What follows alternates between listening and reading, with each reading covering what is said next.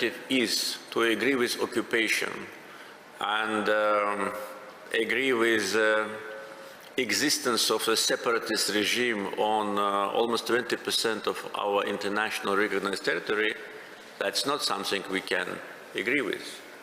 We can agree that there can be no military solution in one case, if you, the Minsk Group co-chairs, the leading countries of the world, permanent members of United Nations Security Council, will force occupational forces of Armenia to withdraw from our lands. You, who yourself adopted 4 United Nations Security Council resolutions which demanded immediate and unconditional withdrawal of Armenian troops from Azerbaijani territories, you should provide implementation of these resolutions, otherwise the conflict will never be resolved. Unfortunately, all our attempts to find a peaceful solution to the conflict failed, and the reason I already explained. So the resolution of the conflict by military political means actually demonstrates that in order to achieve peace, sometimes you have to use military option. And that's what is happening now. Now we are closer to peace with Armenia than ever before. Never in the history of independence of the Southern Caucasus, the peace was not as close as today. And this is a result of Second Karabakh War. This is a result of anti-terror operation which we held last September for less than 24 hours and put an end to separatism forever in Azerbaijan and restored our sovereignty and territorial integrity. That's why when I say that what happened here in Azerbaijan during the last 3-4 years is not the issue of local character. It has a lot of already positive implications on the situation not only in the Southern Caucasus. I think it can be used as a pattern to resolve conflicts which seem to be unresolvable, but first of all, of course, with the prevalence of international law.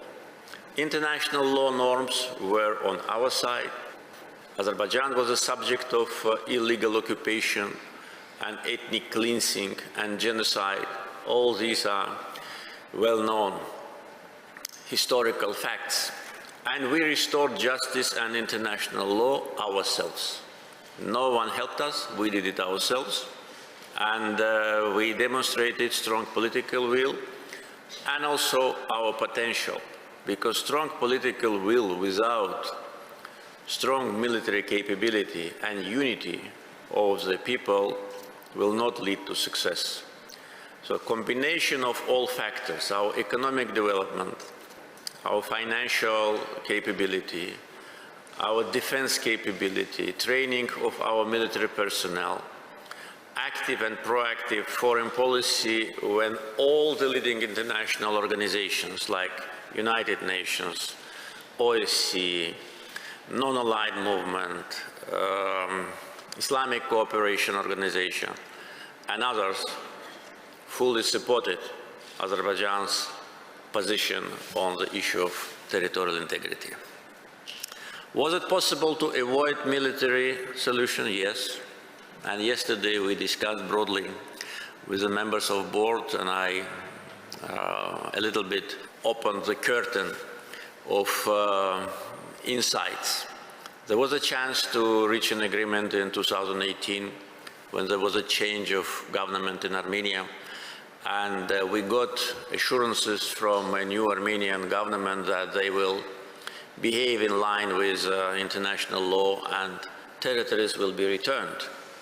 We had those expectations, and if at that time Armenian new government would have preferred to behave as they do it now, then there would have been no need to restore our sovereignty by force. But unfortunately, in 2019, Armenian new leadership put forward absolutely unacceptable proposals like Azerbaijan have to negotiate with separatists. All what has been elaborated as a basis for peace agreement should be wiped out, and everything should start from scratch. And Armenia is not going to return 1 centimeter of occupied territories. And moreover, the famous slogan articulated by Armenian Prime Minister that Karabakh is Armenia, first, it's absolute violation of international law, and second, it was too ambitious for a country which thought that they may keep our lands forever. So we had to teach them a lesson in 2020, September, November, and we thought that this lesson is enough for them to understand that the time when they could rely on foreign forces and keep the lands of other countries under occupation has gone. Was there opportunity to achieve peace during the last 3-4 years? Yes, only if Armenia behaved constructively with respect to our proposal of draft of peace agreement and did not insist on incorporation into this peace agreement so-called Nagorno-Karabakh Republic status. First, this kind of republic do not exist. It exists only in their dreams and in their mythology. And second, our position again was totally in line with international law. In interstate agreements, issues of internal politics should not be present. Based on the Capitulation Act, which Armenia had to sign on 10 November 2020, they obliged to withdraw their occupational forces from remaining part of Karabakh, which at that time was not under our control. But for 3 years they did not do it. Not only they did not withdraw almost 15,000 of their military contingent, but they smuggled weapons, mines, ammunition to Karabakh, taking advantage of the situation when we did not control in the aftermath of the Second Karabakh War, the communication. After we started to control the communication, of course, this smuggling have stopped, but nevertheless, during the last anti-terror operation, destroyed and taken as a trophy military ammunition, including heavy weapons and armored vehicles, cost and worth is close to $1 billion. During the Second Karabakh War, military trophies and what has been eliminated during the war cost was close to $5 billion. And the question is, where did Armenia get all those money? Of course, it's clear that all the weapons they were using against us were given to them free of charge. Now, when Karabakh issue is closed, now we are very close to peace. That's what we think. And Azerbaijan is ready to continue peace process. Meetings at the level of foreign ministers of both countries now resumed, and we think that peace is reachable. That is what we want. We restored historical justice and international law, and now it's time to put an end to hostility in the region. One issue which I also want to draw your attention to is international reaction to our anti-terror operation, which was absolutely adequate in majority cases. International community in public statements, different countries and international organizations, and also in our behind the doors communication expressed full understanding with what we have done, what we had to do, and understanding that there have been two red lines which Armenia crossed prior to our anti-terror operation, in general, reaction of international community was absolutely positive. To inform you about some details, just want to say what happened in the beginning of September and why anti-terror operation happened in September, because in the beginning of September, Armenian Prime Minister sent a congratulatory letter to separatist regime in Karabakh, congratulating them with so-called independence. And that was a big surprise and bad surprise for us, because the same Prime Minister of Armenia publicly recognized Azerbaijan's territorial integrity in 2022 at the meeting in Prague, and several times reiterated that Armenia has no territorial claims to Azerbaijan. And then what was that congratulation about? That was a congratulation to separatists, and that was a violation of Azerbaijan's sovereignty, an absolutely unacceptable and contradictory gesture. And then on the 9th of September, so-called Nagorno-Karabakh Republic, which again exists only in the dreams of some people, held so-called presidential elections, and that was another red line. So this was actually the final triggers which led to anti-terror operation, which lasted several hours, and after 23 hours, separatists surrendered. There were no casualties among civilians, and as soon as separatists surrendered, we stopped operation, and that was actually the end of the story. Talking about international reaction, unfortunately, I have to mention position of one country, which is absolutely in contradiction with international community, and this is France. I regret it very much, because relations between Azerbaijan and France since beginning of 90s developed in a positive direction. There have been numerous high-level visits, a lot of business contacts, 13 cities from each country had agreement, and they were named brother cities. But reaction of French government to Second Karabakh War and anti-terror operation was absolutely inadequate. There were 5 attempts to bring this issue to the Security Council of the United Nations and to impose sanctions on Azerbaijan for what we have not done. We did not do anything in contradiction with international law. All these 5 attempts failed because other members of Security Council did not support that. After that, there were several attempts to sanction Azerbaijan in European Union, and those attempts also failed. European Union majority countries did not support that. And unfortunately, what happened after that is absolutely beyond normal understanding.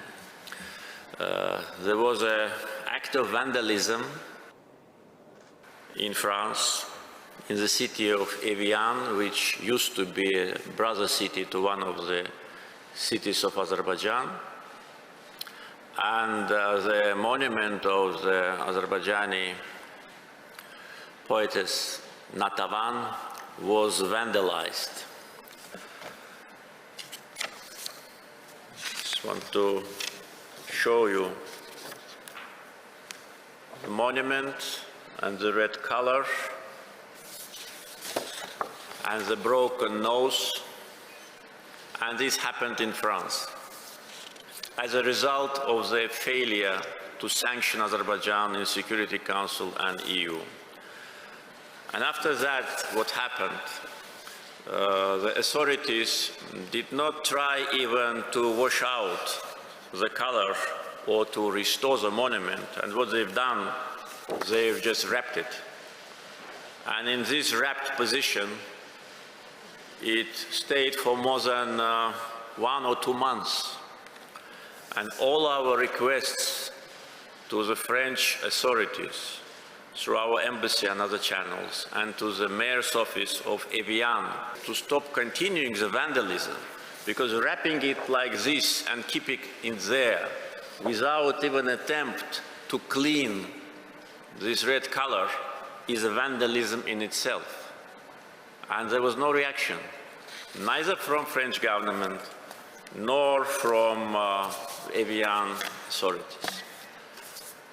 Then we started to insist that allow us to evacuate it, because this is an insult to us, this is a humiliation. And in the country like France, which pretends to be a moral leader, in many cases, things like that are unacceptable. But it took us, again, several months to be able to evacuate it from Evian and bring it to the garden of Azerbaijani Cultural Center in Paris, where now Natavan is staying. This is just illustration of what we are facing after we restored our sovereignty. And this is illustration about double standards. France, which declared that they will send troops to Ukraine to help Ukraine to restore its territorial integrity, tries to punish Azerbaijan for our restoration of territorial integrity. Another topic which I want just to bring to your attention, and we discussed it broadly yesterday, it is a COP29. We count very much on NGIS to be active partner of Azerbaijan in preparation and during the conference. COP29 in Azerbaijan is a recognition of Azerbaijan's efforts with respect to green transition. As I said many times, including public comments, the fact that we have oil and gas is not our fault, and we should not be criticized for that. I think those who try to criticize us and those who made the adopted decision to award us with this honor to host this global event should understand that it is our intention to contribute to the issue of climate. And all what we are doing with respect to green transition already has its practical results. Last October, we inaugurated the biggest in the area of Caucasus and Central Asia solar power plant, 230 megawatts. 2 more are now in the process of construction and in preparation.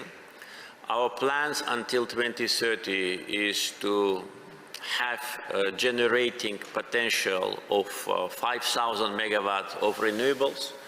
And this is absolutely realistic because many contracts and MOUs have been signed. We actively work now on building the green energy cable from Caspian to Black Sea and further down to Europe.